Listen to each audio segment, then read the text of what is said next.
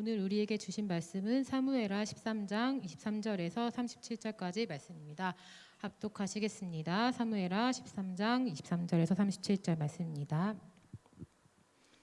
만 2년 후에 에브라임 곁 바알하솔에서 압살롬이 양털 깎는 일이 있음에 압살롬이 왕의 모든 아들을 청하고 압살롬이 왕께 나아가 말하되 이제 종에게 양털 깎는 일이 있사오니 청하건대 왕은 신하들을 데리시고 당신의 종과 함께 가사이다 하니 왕이 압살롬에게 이르되 아니라 내 아들아 이제 우리가 다 갈 것 없다 내게 누를 끼칠까 하노라 하니라.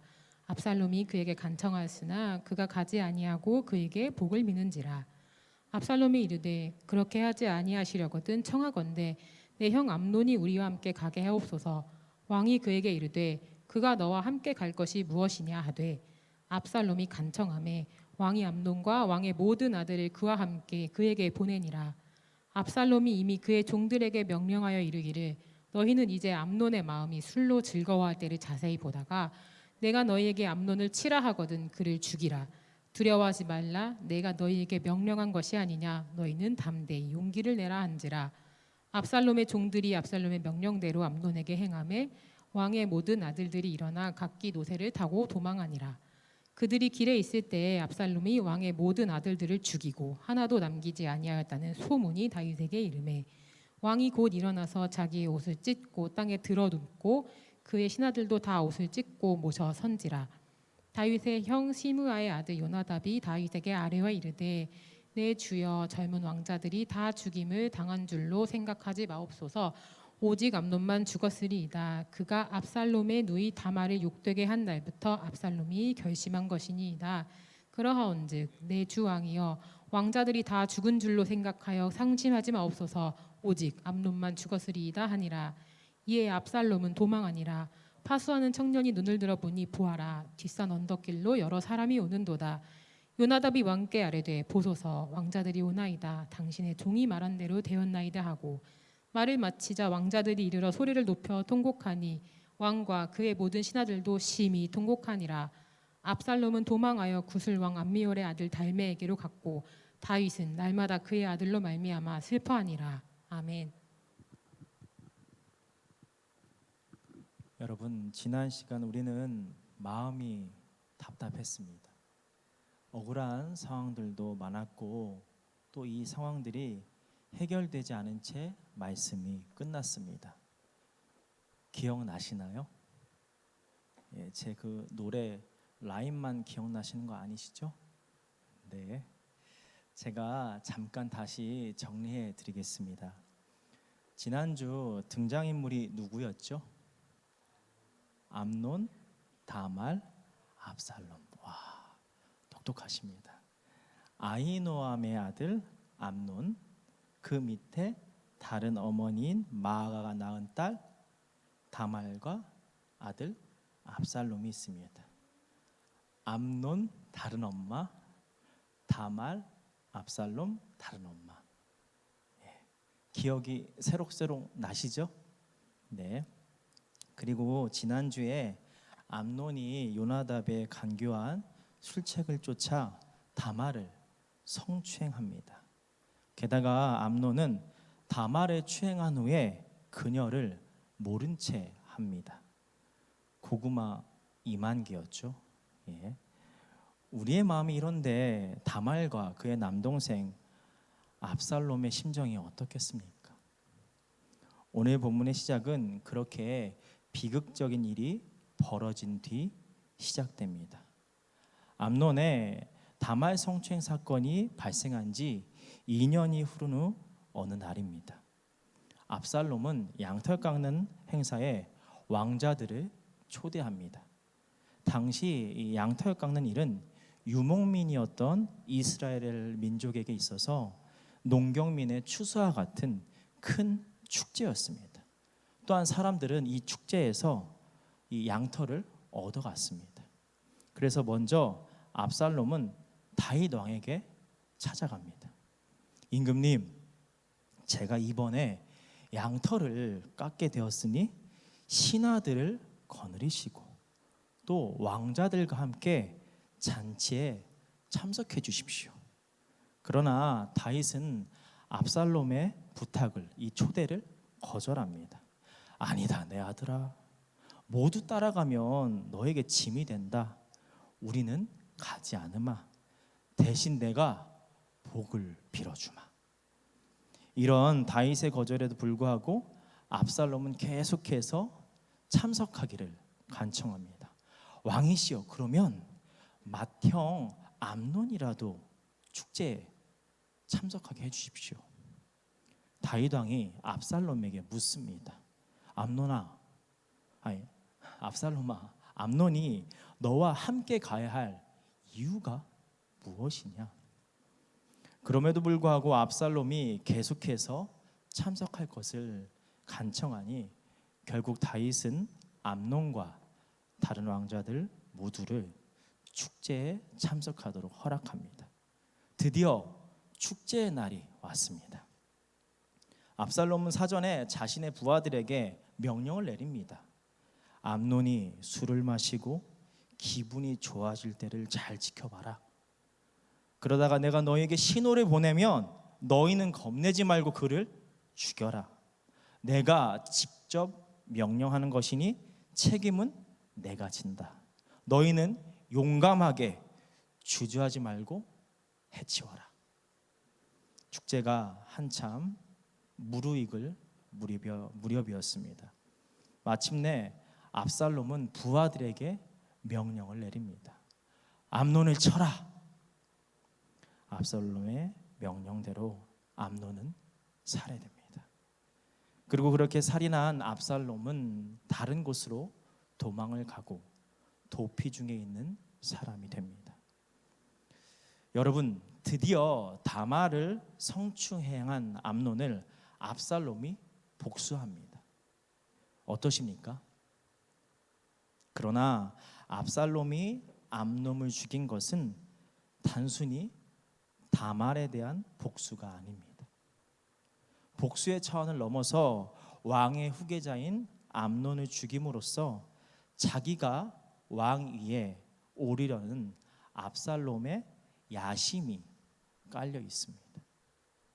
이러한 사실을 짐작해 볼 수 있는 단서는 22절에서 23절 사이에 있는 2년의 시간입니다.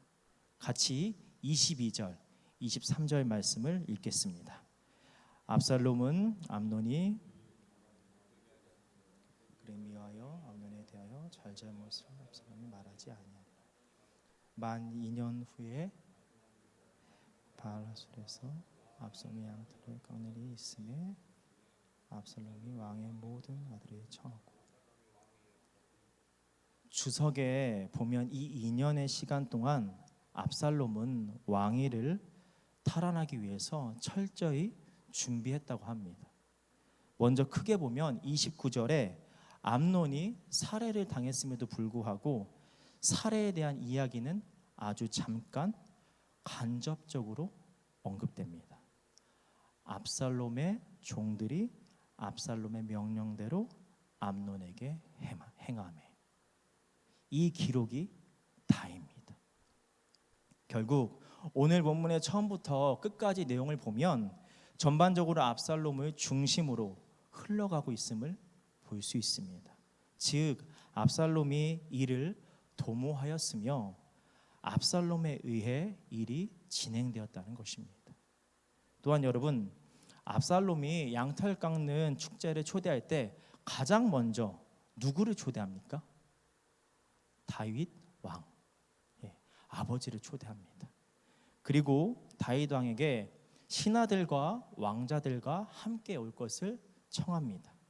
사람들로 하여금 암논을 죽이려 하는 의도를 숨기기 위함이죠. 또 직접 압살롬이 암논을 축제에 초대했다면 암논이 갔을까요? 아마도 다말의 일로 인해 복수의 위협을 느낀 암논은 축제에 참석하지 않았을 가능성이 높습니다. 즉 압살롬은 암논이 축제에 참석하도록 다윗 왕을 이용한 것입니다. 사실 다윗 왕은 이러한 압살롬의 모습을 미심쩍어합니다. 그래서 26절에 다윗 왕이 압살롬에게 암논이 굳이 축제에 참석할 이유가 무엇이냐라고 묻죠. 그러나 다윗은 자신이 못 가겠다고 거절한 후에 바로 암논에 대한 부탁마저 거절하기는 어려웠던 것 같습니다. 그렇기에 다윗 왕은 미심쩍은 마음 가운데 다른 왕자들도 같이 축제에 보냅니다. 이제 28절 말씀을 같이 보실까요? 28절에 압살롬이 부하들에게 암논이 술 취했을 때 죽이라 하는 모습이 등장하죠. 여러분, 당시 이 술 취한 왕자 암논을 살해하는 일은 쉬운 일이 아니었습니다. 우선 암논 옆에는 수많은 왕자들이 함께 있었을 것입니다. 그래서 왕자들이 암논을 보호하려 했을 것입니다. 또한 당시 왕자가 되면 병거와 50명의 전위대를 호위병으로 받게 됩니다. 그렇기에 암논에게는 개인 경호대가 있었을 것입니다. 따라서 압살롬이 암논을 살해하는 일은 쉬운 일이 아니었고 2년 동안 압살롬은 암논을 죽일 기회를 계속 살피며 철저히 준비했던 것입니다. 우리는 먼저 오늘 말씀을 통해서 2년이라는 시간에 대해서 생각해 보았으면 좋겠습니다. 우리는 앞에서 압살롬의 2년을 보았습니다. 어떠셨습니까? 압살롬이 다말을 향한 복수든지 왕위에 대한 야욕이든지 암논을 살해한 것은 고구마 2만 개가 내려가는 억울한 상황이 시원하게 해결되는 일은 아닙니다. 어떠한 이유였든지 압살롬의 모습은 하나님 앞에서 온전치 못한 모습입니다. 그렇다면 암논과 다윗의 모습은 어떠할까요? 암논은 자신의 죄를 고백하거나 뉘우치는 모습을 보이지 않습니다. 다윗은 21절에 보면 다말의 사건을 모두 들었습니다. 그렇게 다윗은 왕으로서 암논의 범죄에 대해서 징계를 내릴 수 있음에도 불구하고 아들에 대한 잘못된 사랑으로 인해 눈을 감습니다. 어떠한 조치도 취하지 않습니다. 여러분, 여기서 우리는 깨달아야 합니다. 이 2년의 시간은 암논과 다윗에게 하나님께서 주신 기회입니다. 다시금 하나님께로 돌이킬 수 있는. 암논은 다말을 성추행한 것을, 건강하지 못한 자신의 선택을, 다윗은 그런 암논을 묵인한 것을, 아들에 대한 잘못된 사랑을 하나님께 돌이켜야 합니다. 그렇게 2년은 자신의 죄를 고백하며 회개할 수 있는 시간이었던 것입니다. 하나님께 자신의 죄를 내어놓으며 다말에게 진실한 사죄를 구해야 하는 시간입니다. 그런데 암논과 다윗은 아무런 모습도 보이지 않습니다. 여러분, 우리 하나님은 반드시 우리로 하여금 회개의 자리로 이끄시는 하나님이십니다. 왜냐하면 우리 하나님은 다음과 같은 분이시기 때문입니다. 같이 출애굽기 34장 6절 말씀을 세번역 성경으로 읽겠습니다. 주님께서 모세 앞으로 지나가시면서 선포하셨다. 주 나는 안 읽으시네요. 예전 게 나왔네요. 요걸로 읽으시죠. 다시 같이 읽겠습니다. 여호와께서 그의 앞으로 지나시며 자비롭고 은혜롭고 노하기를 더디하고 인자와 진실이 많은 하나님이라. 이렇게 노하기를 더디하시며 우리를 한결같이 사랑하시는 하나님은 우리로 하여금 회개의 자리로 그렇게 주님 곁에 온전히 거하기를 원하시는 분이십니다. 생각해 보십시오. 주님은 다윗 왕의 죄 앞에서도 그렇게 하셨습니다. 다윗 왕이 밧세바를 범했을 때 주님은 나단 선지자를 통해서 다윗을 회개의 자리로 이끄십니다. 이처럼 우리가 죄를 지었을 때 주님은 반드시 우리로 하여금 그 죄를 보게 하십니다. 그리고 그 죄를 주님께 온전히 내어놓는 시간을 부여하십니다. 그렇게 여러분, 삶을 살아가면서 내가 지은 죄가 떠올랐을 때 기억하시기 바랍니다. 아, 지금 주님이 나를 회개의 자리로 이끌고 계시구나. 주님 앞에서 상한 나의 모습을 내어놓기 원하시는구나. 그리고 바로 주님께 자복하며 긍휼과 자비를 구하는 여러분이 되시길 바랍니다. 기억하십시오. 나의 죄가 떠오를 때 주님께서 나를 회개의 자리로 이끄시는 순간임을, 그때 즉시 주님께 나의 연약함을 고백해야 함을, 그렇게 변화되어 이전과 다른 우리의 모습으로 나아가려는 여러분이 되시길 바랍니다. 오늘 말씀에서 우리가 생각해 볼 두 번째는 압살롬의 모습입니다.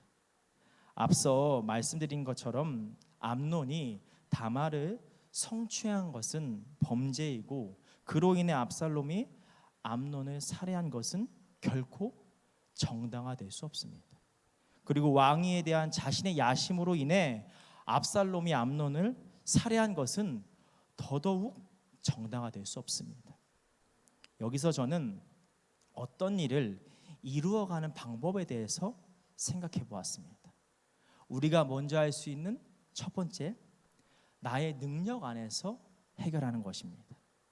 우리 곁에 있는 이들과 함께 호흡하고 소통하며 그렇게 일을 이루어가는 것입니다. 두 번째, 나의 능력 안에서 일이 이루어지지 않는다면 세상의 법과 제도로 해결하는 것입니다. 우리는 법과 제도라는 울타리에서 살아가고 있습니다. 그것이 완전한 것이 아닐지라도 문제 해결에 도움을 받을 수 있습니다. 그런데 만약 이조차도 해결되지 않는다면 어떻게 할까요? 세 번째, 우리는 든든한 백이 있습니다. 하나님께 맡겨드리는 것, 혹은 하나님을 붙드는 것입니다. 이 세 번째는 다른 어떤 것으로도 일이 풀리지 않는다면 전적으로 하나님께 맡기는 것입니다. 그리고 하나님께서 주신 나의 능력대로 문제를 해결할 때도, 세상의 법과 제도로 문제를 해결할 때도 하나님께 맡겨드린다는 마음이 내 마음의 중심이 되어야 합니다. 혹시 아무것도 보이지 않는 곳에, 캄캄한 곳에서 그 어떤 것으로도 해결되지 않는다면 전적으로 하나님께 맡겨드리길 원합니다. 그런 의미에서 여러분, 오늘 압살롬은 어떻습니까? 나의 능력도 패스, 법과 제도도 패스, 하나님도 패스. 우리가 일반적으로 이루어져야 할 상식선도, 하나님 앞에서 이루어져야 할 영적 선도, 모두 선을 넘은 것이 아니라 선조차 없습니다. 왜 그럴까요? 여동생의 아픔을 이용하여 왕위를 차지하려는 그의 욕심. 욕심에 눈이 멀어 욕심이 압살롬의 내면을 사로잡아 그가 가져야 할 모든 선을 가려버린 것입니다. 그런데 사실 우리가 살아가면서 나의 욕심이 나의 내면을 사로잡는 모습은 정도의 차이로는 흔치 않을지 몰라도 매 순간 우리 마음에 찾아오곤 합니다. 그렇게 여러분, 우리의 욕심이 나의 내면을 사로잡지 않는지 늘 경계하시기 바랍니다. 이제 오늘 본문을 또 다른 측면으로 한번 보실까요? 단순히 다말에 대한 복수의 차원으로 생각해 보시죠. 여러분이 압살롬이라면 암논에게 어떻게 하시겠습니까?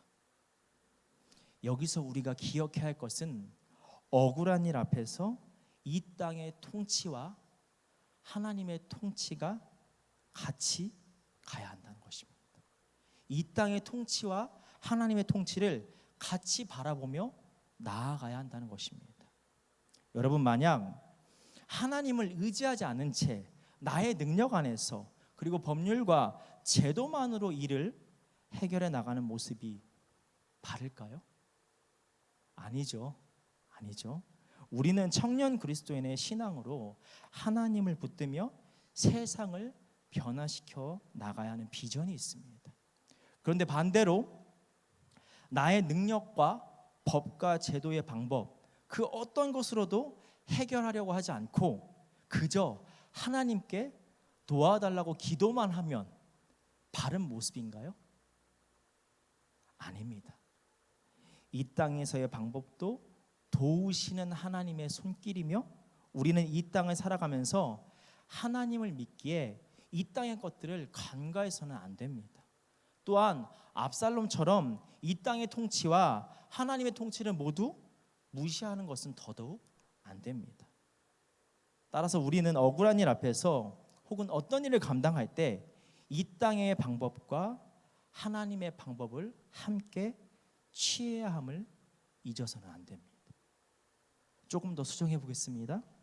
나의 능력이든지 이 세상의 내 주변의 모습은 하나님께서 주신 것이니 나의 능력과 법과 제도를 활용하여 열심히 그리고 간절히 하나님을 붙드시기 바랍니다. 그리고 이것이 중요합니다. 우리는 열심의 가운데 그 과정과 결과를 하나님께 맡기는 것입니다. 그런데 때론 이 땅에서 아무것도 할 수 없을 때가 있을 수 있습니다. 그럴 때는 정말 하나님을 붙들며 의지할 수밖에 없습니다. 그렇지만 고난 또한 하나님의 주권 안에 있습니다. 같이 시편 145편 9절 말씀을 읽겠습니다. 여호와께서는 긍휼을 베푸십니다. 그 지으신 모든 것에 긍휼을 베푸시는 주님. 우리는 하나님의 주권 안에 있습니다. 우리는 하나님의 현존 안에 있습니다. 그리고 주님은 그 모든 것에 긍휼을 베풀고 계십니다. 여러분, 이루어 가시는 과정 순간순간마다 우리 하나님이 함께하고 계십니다. 우리 하나님이 함께하고 계십니다. 아멘이시죠? 네. 그러니 염려하지 마십시오. 우리는 언제나 하나님의 열심 안에 하나님이 주신 우리의 소명을 따라 살아가야 합니다. 삶 속에서 하나님이 주신 나의 능력을 마음껏 펼치시기 바랍니다. 우리의 선택은 언제나 예수 그리스도의 믿음 안에 열심을 다하는 것입니다. 이것이 바로 크리스천의 삶의 모습입니다. 여러분, 오늘 말씀을 정리하겠습니다. 2년의 시간, 바로 우리를 하나님의 사람으로 변화시키는, 그렇게 우리가 변화되어가는 시간입니다. 이 시간의 의미를 기억하시며 온전케 사용하는 시간이 되시길 바랍니다. 우리를 회개의 자리로 이끄시는 하나님의 음성에 귀 기울이시기 바랍니다. 그리고 그 음성에 순종하며 우리의 연약함 가운데 사랑으로 덮으시는 주님을 경험하시기 바랍니다. 또한 크리스천의 삶의 모습, 여러분, 우리는 아까 기도해 주신 것처럼 삶의 순간순간마다 선택을 하며 살아갑니다. 어떤 선택은 나의 삶의 터닝 포인트가 되기도 하고 어떤 선택은 평생의 후회가 될 수도 있습니다. 언제나 맞는 선택을 바라는 것이 아니라 선택들이 모여 훗날의 나를 만들 수 있도록 선택을 고쳐나가고 이어가시길 바랍니다. 바로 세상 속에서의 온전한 열심과 하나님에 대한 신실한 믿음 모두를 선택하며 나아가는 여러분이 되시길 바랍니다. 기도하겠습니다.